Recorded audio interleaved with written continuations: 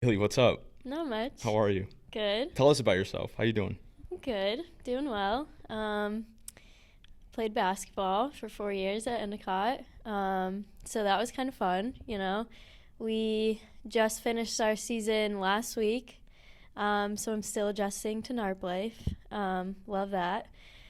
Let's see. We won our championship. First time. First time ever. First time. I actually just recorded a podcast last time. Just like it was right after you guys won, so I was like kind of like I Still was still hyped. on the high. You know what I mean? Yeah. I So think I am too. yeah, it's Yeah, incredible. and then first win in the NCAAs, so that was kind of cool too. Seeing that we can like compete on a national level and then even in our second game, like we could have won that game. So like seeing that like we belong there Right. when a lot of people thought we shouldn't was like such an eye-opening experience. Like so amazing. Right. It's kind of crazy too. If anyone told me that I would be like in the NCAA tournament, like when growing up, like I would watch March Madness, and if you told me I would be a part of that, like I wouldn't believe you. Right.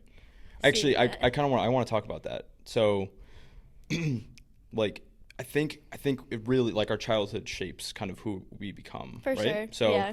your parents have a huge impact on you, right? You have a sibling, right? two Yeah, brothers. Brothers. That's what I Yeah. thought. So, take us through that. Are you the youngest, oldest? Where are you? Yeah, so I'm the youngest, All right. and I actually credit almost all of my athletic abilities to my brothers. Right.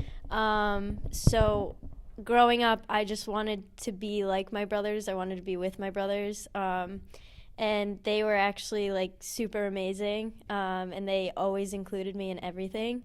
So I cannot thank them enough for that. Even though they were really hard on me. Of course, that's their job. Yeah, exactly. Literally their job. And then on the other side of it, like my parents were my coaches for a long time. Both of them? Yeah. Awesome. Yeah, for a long time. Mostly on basketball. But then in other sports, like they were still super supportive. And I think just having their support just like made me love the sport even more, you know? Right. Rather than like pushing me into like you have to play basketball, they told me growing up like, well, you can do soccer, you can do Right. track, Did you whatever. play other sports? Yeah, so I played soccer competitively, and then I tried like almost every other sport that you Same. could think of. Same. Yeah. Right. Like I played flag football growing up. Nice. Like not a lot of people. Did can your say that. parents play basketball? Yes. Or how'd that stand? Yeah. Okay. So they both played in high school, Yep. and then my mom played volleyball in college. Gotcha. And like she never pressured me to play volleyball, and to this day I'm like, why didn't you? Because I absolutely love it, but she said it wasn't her decision. So Well, it seemed Here I like am. it worked out. yeah. You know what I mean? Playing basketball. Now, did your brothers play basketball at all? Yeah. So they, Yeah. so they're. I'm sure if they're anything like you, they're fairly competitive. Oh. And so Yeah. kind of talk to us about that. Like growing up, all three. Now, how old are they? How much older are they? So the oldest one is 5 years older than me, and the middle is 2 years older than me. So I don't think I have ever won a game against them. So it's very humbling Right. growing up in a household like that. But it also gives you a competitive spirit for sure. It made me work 10 times harder because it just showed every time I lost, I'm like, I hate this feeling. Right. So I think just kind of, losing so much when you were little, you just kind of be like, well, I'm going to change that. Like, Right. I'm not. I'm fascinated by that because I think there's a lot of times like younger siblings, like you can tell, like you can tell they have like an edge. You know what I Yeah, mean? Where it's yeah. like, especially when you're that close in age, 2 years and 5 years. 5 years is like a little different. I have a younger sister who's 4 years younger, so like we're definitely competitive. But I think like 2 years. I don't know. Are you more competitive with the? I'm others? actually more competitive with, Yeah, I got the you, I got 5 you. years. I think because my middle brother, Zach, he's not too much of a competitive person. He is to an extent, but it's in a different way. He likes to win knowing that like he can push your buttons kind of thing, Gotcha. whereas like my other brother Ryan, he needs to win. He has to be right. And so like that kind of just like we would always butt heads with that, and like, because like I like to be right too, so it's like, you know, Of course. yeah. So like if he cheats to win, he's like, well, I'm right, and I'm like, you're wrong because you cheated. So it's like annoying, but yeah. you know, but you figure out different ways to, you know, not cheat the system, but figure out different ways to win. Right. You know, it definitely makes you more creative. Right, definitely. And were you competitive in other sports? Because I know me and my sister growing up, it was like everything we did turned into like a mini competition. Do you know what I mean? Mm-hmm. So is it like, I don't even know. I know we used to wrestle a bunch. We'd play like air hockey downstairs. Mm-hmm. We'd play like basketball, and it just ended up being where it was like everything turned into like a competition, which is fun, I think. Yeah. And I think growing up with siblings, like you do get that little competitive edge before you even start like competing in sports. And so did you ever? Yeah, so we definitely made everything a competition. It's actually funny though, because it would always be me and my middle brother against my oldest brother. Up. Yeah, and we'd still lose, but it was always like I kind of got that, like, I have a buddy on my team at least, you know. Right. Like, and it's your older brother's job to never let you guys win ever. Yeah. Right? Oh, yeah. Yeah, I'm the older brother, so that literally is my job. Yeah. Like, I signed the contract. It's like what I'm supposed to be doing. You know, that's so funny. And, I have a question. So, you said that your parents coached you. Mm-hmm. My dad coached me all, like, when I was growing up. Hated it. I hated it. Reflecting back now, loved it. Like, I'm like, what a phenomenal human being. Great mentor, coach, like all these things that I obviously learned, but I was so reluctant to actually listen to him growing up. What was it like? I was really lucky. My dad was a amazing coach. I'm trying to think when he did it. He went to this seminar when I was probably in middle school. And he used to yell. He used to be a yeller, and it was always directed towards me because, you know, I'm like, he wants to be the hardest on me, and he can be the hardest on me because who am I going to complain to? And then he went to this coaching seminar, and he just, like, completely changed, and, like, I don't think I ever heard him yell again. And I think that's almost more effective when you can talk to your player and be like, listen, this isn't working for us. How can we change it? Rather than like, you're doing this wrong, change it, fix it. You're doing it, like pointing fingers almost. And he just had incredible insight and like just such a passion to like learn from the game. And even learn from me, you know, like he always valued my input. So it was a great experience having him. Like I never really saw him as like, yes, he's my dad, but I also respected him as a coach. It's awesome. Yeah. It's awesome. I remember, I don't know. I just remember my dad coached me in basketball and baseball. And he's the kind of guy where it's like he's going to find something that you can do better, no matter how well you think you did. And I think that looking back, I think that's the thing I love and respect the most, is that constant, like, good, but... Yeah. You know what I mean? Yeah. But we could have done this better. At that point in the game, if you made this decision, you know what I mean? It could have flowed, whatever. And I think looking back, like, I see that in myself now. Like, I live that, where it's like, I did a good job, but, like, I need to improve in these couple spots. And I think at the time, when I was young, middle school, jeez. It can be I was almost like hostile towards him because I hated the fact that he couldn't just tell me, you're amazing, right? You're the best athlete in the world. Yeah. I'm not, right? Yeah. Obviously. But I just wanted to hear that, right? And I think it was so frustrating because he wasn't giving me that. Yeah. He wasn't, like, I wanted to hear, but he wasn't giving it to me, and now I love it. I love him for it. Yeah. And if he's listening to this right now, like shout out to you, Pops, because I think he did. I think I like to say, like, I have a perfect cocktail between both my parents. Yeah. Like they parented me very perfectly. I really, really love them for it. But when you're young at the time, you know what I mean? Yeah. Maybe it's just me, but like I hated it at the time. You know what I mean? So I mean, I kind of learned that lesson a little early on. I mean, I was I could not take constructive criticism when I was younger, could not handle it. I was like, they're personally attacking me. They think I'm terrible. They're just trashing me.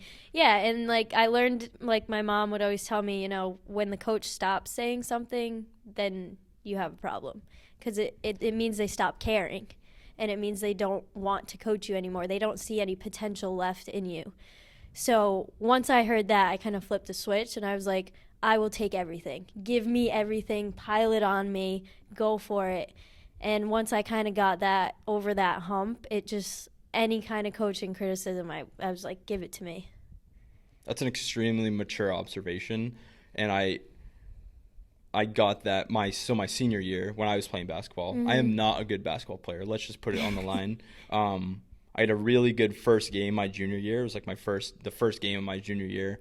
Finally made it on varsity. Mm-hmm. I scored like 20 something points in my first game. I just shot a bunch of threes. Was mm-hmm. making them right that day, right? And so of course I think I'm like hot shit. You know what I mean? Like I'm feeling good. Yeah. And I just never. They read the scouting report. Don't let this guy shoot threes, right? So they would face guard me. They put a guy right on me. And whenever I got it, it was like they were right there. And so I never ended up getting. I wasn't willing to try to get better in any facet. I just, in my head, I'm a shooter. That's what I do. Yeah. I never adjusted. And I think the maturity level that you were talking about recognizing, not criticism, but like when someone's giving you feedback, I was unwilling to listen to that. Yeah. And so by the time my senior year came around, like there was a wave of really good young players, and it ended up being where me and the other senior captain didn't get a minute of playing time for the first 10 games because I was just unwilling to try to get better. And looking back, it was a huge immaturity part on my part because I'm like, no, like I'm a good athlete. I'm a 2-time captain for the baseball team. Like I'm an athlete. Like I can play basketball. Yep. Not the case. And so I recognized that he stopped coaching me in practice. He would completely ignore. So if I knew I messed up, there was never any constructive criticism, zero. And so I ended up quitting because I recognized, I didn't recognize it quite at the time, but looking back, I recognize it because I felt that he didn't care enough about me to coach me anymore. Yeah. And I think not at that point, but now I recognize like I need feedback, right? Like, because if I don't, then I feel that same way where it's like, that's why when I'm in the weight room, I know I'm talking a lot, but it's so fascinating. Yeah. When I'm in the weight room and I'm coaching y'all, like I get super specific sometimes. Yeah. Like you think you're doing it really well, and you are, not you, but doing it really well, but there's always a way that it can just be refined better. And if the form is perfect, how can we be more efficient? How can we be more powerful in that sense? And so I'm always like, because I recognize that like I need that constructive criticism that pushes people. That's what I try to do down there. Yeah. It's interesting. Yeah, definitely makes sense. Yeah. All right, cool. So your parents coached you. You're here now. You're halfway. No, you're what? 2/3 through your senior year. Yep. Basketball season. Best ever women's basketball team in Endicott history. Yep. Has that hit you yet? Has that sunk in? A little bit. Not too much though. Definitely felt it. I think probably like that night of when we won the championship. Something just kind of was like, whoa, we did it. And that like everything that we had been working for, over the summer and then into preseason and then during the season, like it happened. Like everything that you were working towards happened. And then to go on and then win that first NCAA game was just like, we really made it happen, like we really did it. And then I remember, after one of the games, they had a press conference, and one of the guys said, how did you guys lose 10 games? And that just kind of like stuck with me because I was like, what do you mean, how did we lose 10 games? We couldn't like tie our own shoes in the first like half of the season. So it was just like interesting to see that like, a lot of people don't see all of that work that you put in before. Like they just see that final product. So, like it just makes me so proud of my teammates and so proud of like myself and our coach and this program of like what we are actually capable of doing. the moment I knew something was going to happen this year was, let's go back. Let's go back a little bit before I get there. When the moment you lost to Western New England last year in the same court, I remember exactly where I was standing. I was standing on the far end, a little bit off centered, like to the right. Yep. And I was standing there, and I'm like in shock, right? Yeah. Because it was like, I was like, I can't. They were this close, right? And they worked so hard. And that was the first year I started working with you guys, right? And then I said, like, I was thinking to myself, I'm like, not again. You know what I mean? Yeah. Like, that's not going to happen again. Yeah. And I think that was a good and I'm not sure if y'all felt it, but I think training, we did a lot of 5 a.m., 6 a.m. conditioning sessions in the prior to preseason. Yep. And I felt, I was like, something will happen, right? We're not. And I'll be honest, it didn't seem like everything was clicking at the time. Right? Oh, yeah, for sure. It was like it took us a really long time to click. Really long time. But as soon as it started, you could feel like a little shift, right? Yeah. You could feel like the momentum starting to shift. Everyone started working well together. And so it's awesome. Yeah. It's awesome that you're, like, there are a lot of alumni that were here supporting you. Oh, yeah. And just wishing that they could be on that court. Yeah, and they had it's such an important part in it too, though, like that they don't even realize, like, for especially as seniors, like, you know, playing with those alumni, they set the example for us of what we wanted the program to be. And then, you know, because they always had that goal to win the championship, and yes, we were able to do it, but they still had such an impact on us, like with their leadership, the traditions that they passed to us, like that one was for them too. Right. So. Leadership. Yeah. I love leadership. Yeah, I know you do.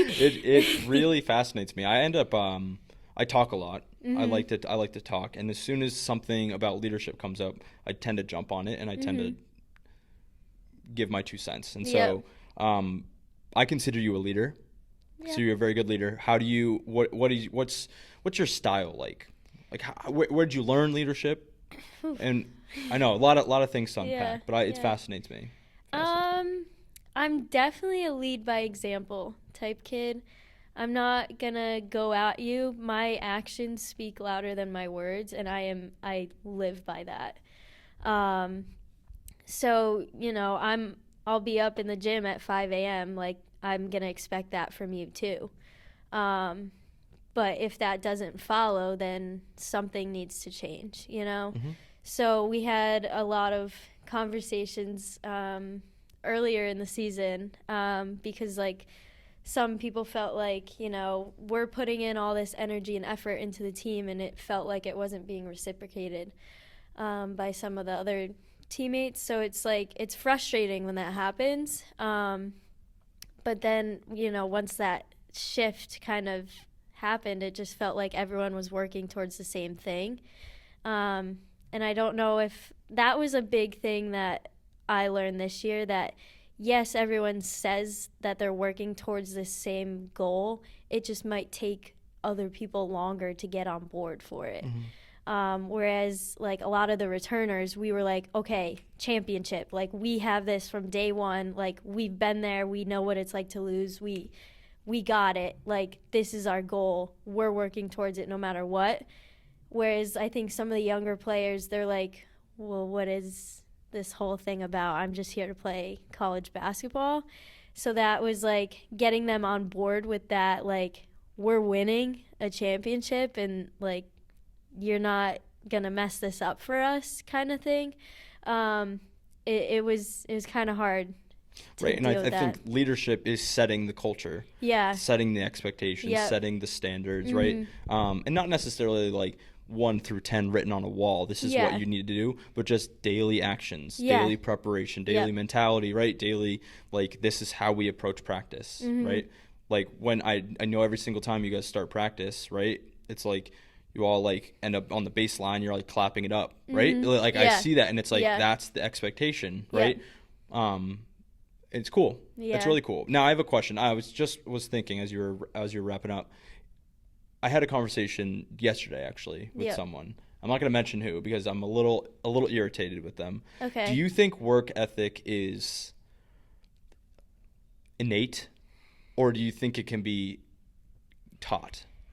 if that makes sense. And it doesn't need to be that black and white. But Yeah. work ethic, can it be So, shaped? To an extent, I think it can be shaped, but I think if it depends on what your goal and your motive is for it. So if, like, for me, whatever I'm doing, I'm putting 100% into what I'm doing. Not everyone is like that. Has it always, sorry to interrupt, has it always been like that? Or is it just for recently? me, it always has been. Right. And I've definitely come to realize that, like, a lot more now. But, like, for some people, it's just, like, it doesn't feel like they're gonna give as much as they got, but that might just be whatever they have, you know? Right, 100%. And I think we're very similar, where it's like, if I know that I want to get better and you say meet me at 6 a.m., like I'm there at 5:45, Yeah. right? And so it ended up being, I was like, they texted me and said, I want to get some extra work in. Yeah. I said, awesome. I love it. 6 a.m. Yep. Oh, can we do in the afternoon? Yeah. Why? You got something going on? No, I just wanted to sleep in a little bit. I said, do you want to get extra work in? Because that's when I'm available, Yeah. right? And you know what I mean? And It's so, like, tough. here I am, like, you say you want to get better, but, like, if it, right? How much do you really want to get better? And I think if we're being real, I think a lot of people say, like, oh, I want to get better, but then I don't think that they actually, like, they're not willing to genuinely sacrifice. right. Because especially playing sports, a lot of it is sacrifice. And, you know, I feel like a sense of that is lost in kind of the younger generations. Because, you know, you have to give up a lot if you're going to competitively play a sport, and if you're really going to go all in, you're giving up a lot. And I just don't think some people are willing to do that. I always like, I don't know. It's hard when you have certain mentality that's ingrained in you. Like, it's second nature. Yep. It's second nature for me to go, all right, when am I available? I'm available 6 a.m. Done. Like, you know what I mean? Yeah. Automatic, like, Yeah. that's when I'm going to get my Yeah. work in. And I just think it's hard to communicate that. Not communicate it, but it's hard to get other people to buy into that kind of mentality. Yeah. That kind of do whatever it takes, right? Yeah. Like, if you need to get up early, do it. If you need to get 2 sessions in during the day, Yep. then do it, right? Yeah. I don't know. I just Whatever think it it's takes, hard yeah. to teach that. But what I do think, and this is what I was thinking about, is I think it can be shaped. I think through culture, Yeah. through leadership, Yep. especially incoming freshmen, maybe never had to, especially if they got, recruited. Yep. They've never had to sacrifice Yeah. their early mornings Yeah. at some point, right? Because they're just naturally good. They didn't have to put in extra work, that Yeah. kind of thing, right? Yeah. And I think when they get to the college level, I think it's a kind of an awakening a little Oh, bit, yeah. just like, oh, everybody's good here, right? Yeah, Like, everybody yeah. can compete. And I just think that they can learn, oh, my work ethic needs to be doubled, right? I Yeah. need to do extra stuff. Yeah. I definitely agree? agree with that. Yeah. Yeah. Cool. Can we transition? Yeah. You did a really cool internship, I did. Yeah. right?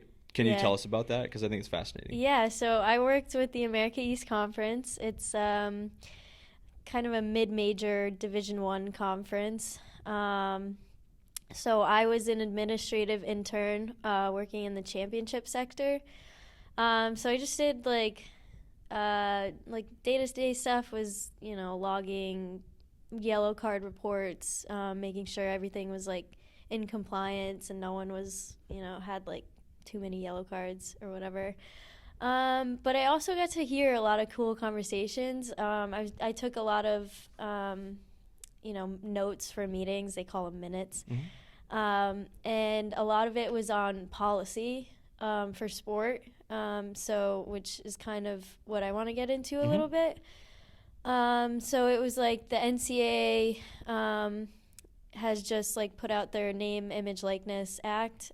So kind of how the conference can help like best support their institution members, how they can help them figure it out and how they can like support them through that. So seeing how a conference like plays a role in a school's like sports programs was like so cool. That is cool. Yeah. What is that policy, that act that you mentioned? So it's now like college athletes can get paid for their name, image, and likeness to a certain extent. From like third parties, or how does that work? Yeah. So like Coca-Cola kind of thing? Yeah, I don't think they can get like sponsored Got it. necessarily, but like if they wanted to sign an autograph for like a picture of them, they can get They can money do that for now? that. Yeah. Oh, I didn't know Kinda- that. Yeah, kind of like that kind of thing. Or like video games that use college athletes, Right. like they can get like compensated for that. I did not know that. Yeah. Interesting. I like that. Yeah. I like do that. too. I see. Let's talk about it just for a minute, because Yeah. we don't need to get deep into this. Yeah. But I don't think college athletes should be paid by Okay. NCAA. Oh yeah. However, I think that they should be allowed to use their personal brand Yes. to Which is do something. pretty much what they're oh my moving God, to do. Kaleigh, there was this college baseball player who lost eligibility because he wrote a book about his cancer. Did you hear about Yeah. this? He went through. He had cancer. Uh-huh.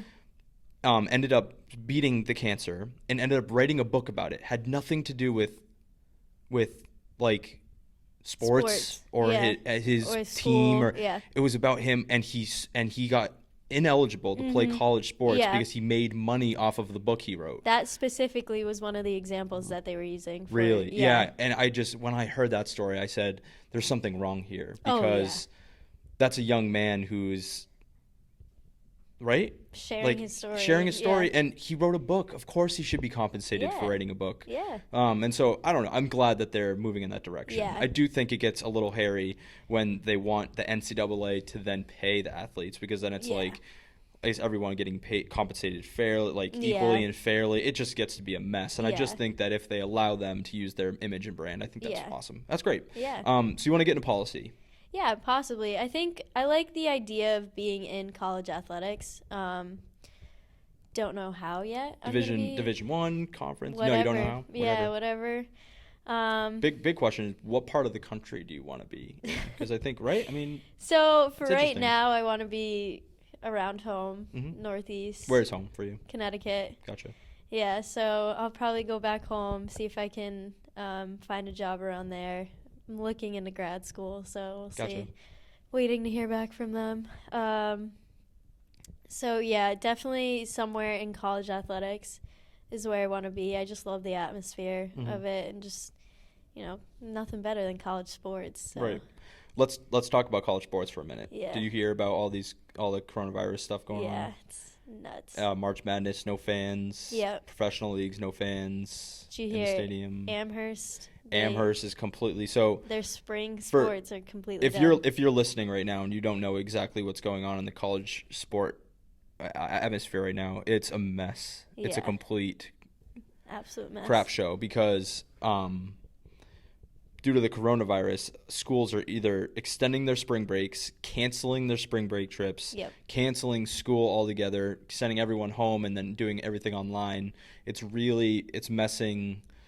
Not messing. Yeah, it's kind of messing with everyone's plans, right? Yeah. Like everyone, I was walking down the hallway today, and I just saw groups of athletes coming out of their meetings Mm-hmm. that when they were told that they can't go on their spring trips, and it literally Yeah. broke my heart. I didn't cry, but I got emotional. I was Yeah. like, because thinking if you're a senior and you can't go on that spring trip, and so Yep. it's sad how this, in the matter of days, Days. that this has just turned into an absolute thing it's shifting.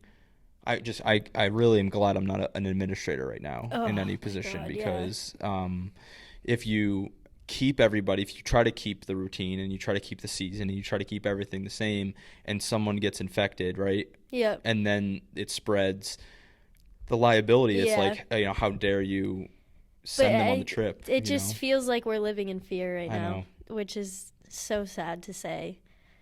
But, there's nothing that, like, individually we can do about it, you Right. know? So it's tough. I really do feel for those people that lost their season and, like, can't, especially those seniors that just, like, have to say goodbye too early. Like, it's almost like getting, like, an injury, like career-ending injury, like almost But being worse than that. perfectly healthy. Yeah, but it's worse. Right. Like I couldn't even imagine it. Yeah, I can't imagine either. I can't imagine. All right. So what else? I don't know. What else? What else? Leadership. Oh, this is really cool. Yep. Has she shared it with? Did Em talk to you about her plan in the future here? So you want to be a coach, Yeah. Emily? Yeah. Yeah. Emily. That's pretty cool. Yeah, I think it's awesome. That's pretty cool. I'm hoping it happens. Me too. Hoping it happens. And she also, did she tell you about a trip potentially? Yep, to New Orleans. No. Across a pond. Yeah, playing overseas. Yeah, did you? Yeah, Okay. so the showcase is at the. Oh, it is. Yeah, Okay, I'm a mess yeah. now because. So it's all like in one place. Gotcha. Okay, Yeah. that makes more sense. Yeah. I'm very excited for her. Yeah. Oh, That's so am such I. a cool So am opportunity. I. I didn't know if she shared that. That's why I was like. I live with her. Okay. So yeah. Okay. I'm good. I'm glad because I would hate to like spill the news literally on this podcast No. with her not. Awesome. Yeah. So kind of give us some context. So basically, Emily Pratt is your senior roommate. Is she your roommate? So she's your roommate, and she wants to play professionally. Yeah. And she wants to coach. So she got accepted into this So You Want to Coach program. Mm-hmm. I can't remember the exact terminology for it.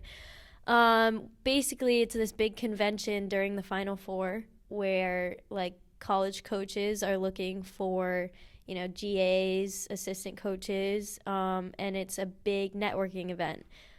So you really get your name out there, and it's such a like reputable event that like she will most likely have a job by the end of it, or at least like be on a list Prospects, somewhere. Yeah, exactly. Definitely.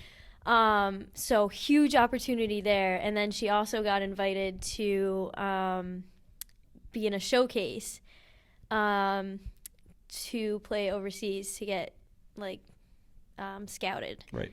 Which is also a huge opportunity. I'm so happy for her. Yeah.